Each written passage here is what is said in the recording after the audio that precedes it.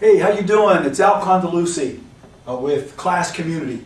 Class Community is a nonprofit organization in Western Pennsylvania serving some 2,000 people with disabilities. We really appreciate you plugging into our video series. Today, we want to talk a little bit about communications. You know, all the work we do at Class is really focused on helping people build relationships. We call it social capital.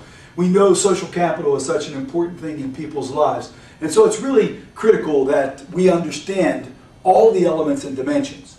Today, we really want to focus on communications because communications is really the glue that gets people to start a relationship.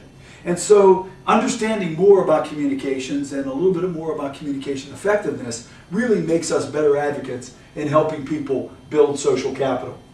And so when we talk about communications, a couple things I wanted to just articulate with you. First off, communications is really the process of, the dynamic process of sending a message between two players.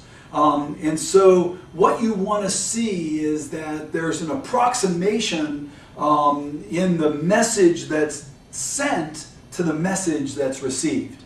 But all communications really boils down to two primary elements. One is content, that's what we want to say, and the other is affect, that's how we say it. So content and affect are the two principal ingredients in good communication. So I'm communicating with you now today by way of this video, right? So the content of this particular presentation is about communication and social capital. And the content is really solid information relevant to the topic of communication. The affect is really how I'm presenting it. And so not only using a video, but I'm using the smartboard, I'm writing as I share this information with you, and it really brings the information to a little bit more of a dynamic point of view. Now, in terms of personal communications, there's really an important scenario that we need to understand if we want to be more effective in communicating. So in this little schema, you'll say this is person A, so this is Al, and then this is person B, this is my colleague John, who I might want to be communicating with. Now, the start point of any communications is that Al has his sphere of experience, and this circle really represents everything that Al has experienced. Where he was educated, how he was educated, what he was taught, how he was raised, all the things about Al. Now, equally, if I'm communicating with my colleague John, John also has a sphere of experience.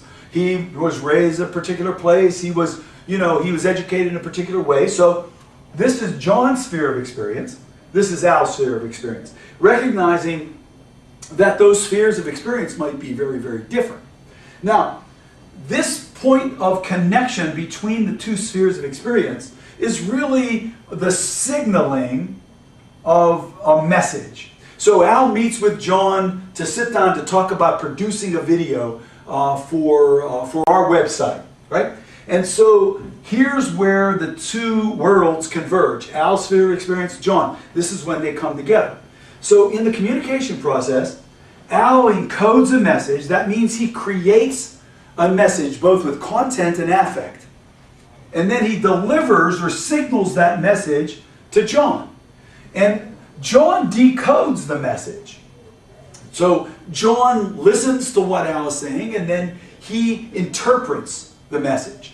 Now, a couple things about this schema that really become important. And that is, the more Al knows about John's sphere of experience, the more he can describe and use words that will resonate with John, the more he can tailor the presentation or use affect that would be influential for John. So some homework, if Al really is communicating with John, he should try to find out a little bit more about John. And conversely, when John is communicating back, the more he knows about Al, the more resonant the message will be. And so the notion of communications is really it's a complex yet simple phenomena. It's something we all do daily, yet we often don't think much about the elements of communication. So when you're communicating, just remember you have both content and affect. What do you want to say? And then how's the best way to say it? And then recognizing when you get in the situation where you're now with somebody else, you begin to understand sphere of experience becomes important, how you encode the message, the words you use, the way you say those words, the affect you use will really help in the decoding process. And so, I want to thank you for plugging into our video series on social capital and building community. Communications becomes a critical ingredient to building community. You can find more out about communications on our website, classcommunity.org, or you can go to my website, alcondeluci.com, to discover some other things, some other writings, and some other information we have available. So good luck in your work. Thanks again, and we'll look forward to talking to you soon. Take care now.